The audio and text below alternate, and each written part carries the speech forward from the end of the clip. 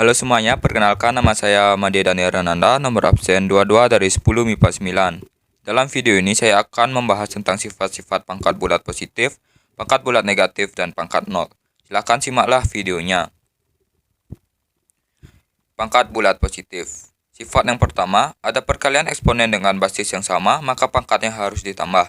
Rumusnya, A pangkat M dikali A pangkat N. Di sini pangkat M dan pangkat N itu harus ditambah karena dalam sifat perkalian. Contohnya, 4 pangkat 2 dikali 4 pangkat 3 sama dengan 4 pangkat 2 ditambah pangkat 3 sama dengan 4 pangkat 5. Yang kedua, ada pembagian eksponen dengan basis yang sama, maka pangkatnya harus dikurang.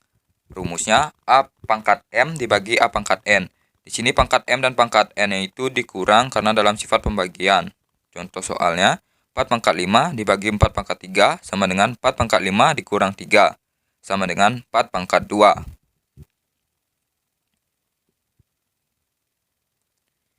Yang ketiga, jika bilangan berpangkat dipangkatkan lagi, maka pangkatnya harus dikali.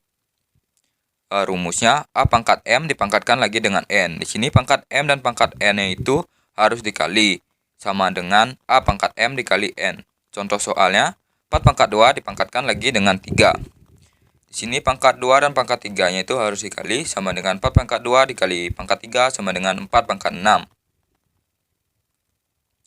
Yang keempat, perkalian bilangan yang dipangkatkan, maka masing-masing bilangan tersebut dipangkatkan juga. Rumusnya, A dikali B dipangkatkan dengan M. Di sini masing-masing bilangan A dan B itu sama-sama dipangkatkan dengan M. Sama dengan A pangkat M dikali B pangkat M. Contohnya, 3 dikali 5 dipangkatkan dengan 2. Di sini masing-masing bilangan 3 dan 5 itu sama-sama dipangkatkan dengan 2. Sama dengan 3 pangkat 2 dikali 5 pangkat 2. Yang kelima, untuk bilangan pecahan yang dipangkatkan, maka bilangan pembilang dan penyebutnya harus dipangkatkan semua. Dengan syarat, nilai B atau penyebutnya tidak boleh sama dengan 0. Kita lihat rumus dan contohnya. Di sini ada rumusnya, terdapat A per M dipangkatkan dengan M. Di sini pembilang dan penyebutnya sama-sama dipangkatkan dengan M. Sama dengan A pangkat M per B pangkat M. Contoh soalnya, 5 per 3 dipangkatkan dengan 2. Di sini 5 dan 3-nya itu sama-sama dipangkatkan dengan 2. Sama dengan 5 pangkat 2 per 3 pangkat 2 sama dengan 25 per 9.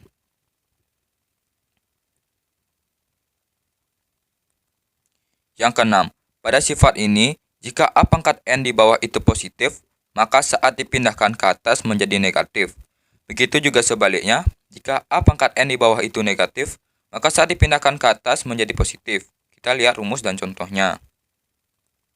Di sini terdapat A1 per A pangkat N.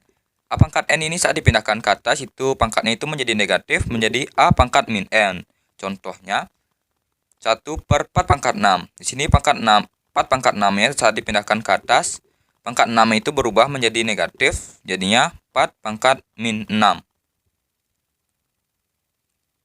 Yang ketujuh, pada sifat ini kamu bisa melihat terdapat akar N dari A pangkat M.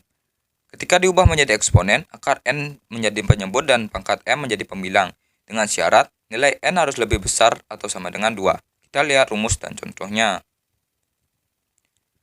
Di sini terdapat akar N dari A pangkat M sama dengan A pangkat M per N. Di sini N itu menjadi penyebut dan M-nya menjadi pembilang.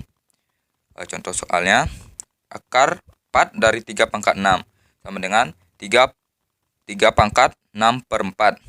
Di sini 6-nya itu menjadi pembilang dan 4-nya menjadi penyebut.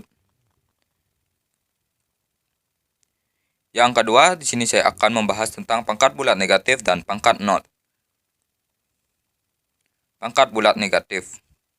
Jika A adalah bilangan real, A tidak sama dengan 0, M adalah bilangan bulat positif, dan min M adalah bilangan bulat negatif, maka A min M sama dengan 1 per A pangkat M, atau A pangkat M sama dengan 1 per A min M. Contoh soalnya, 2 min 3 sama dengan 1 per 2 pangkat 3. Di sini pangkat negatifnya itu hilang, di bawah ke bawah. Jadinya 1/2 pangkat 3 sama dengan 1/8. Yang ketiga ada pangkat bulat 0. A pangkat 0 sama dengan 1. Untuk sifat ini, syarat nilai A tidak boleh sama dengan 0. Karena kalau A sama dengan 0, maka hasilnya tidak terdefinisi.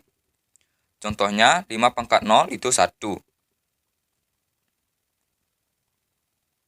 Ini terdapat soal-soal dari saya. Kalian bisa kerjakan di buku latihan untuk latihan.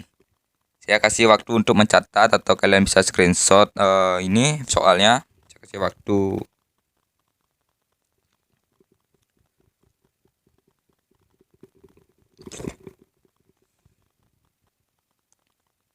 Sudah? Jika sudah, terima kasih sudah menonton. Jika ada salah kata, mohon dimaafkan. Sekian dari saya, terima kasih.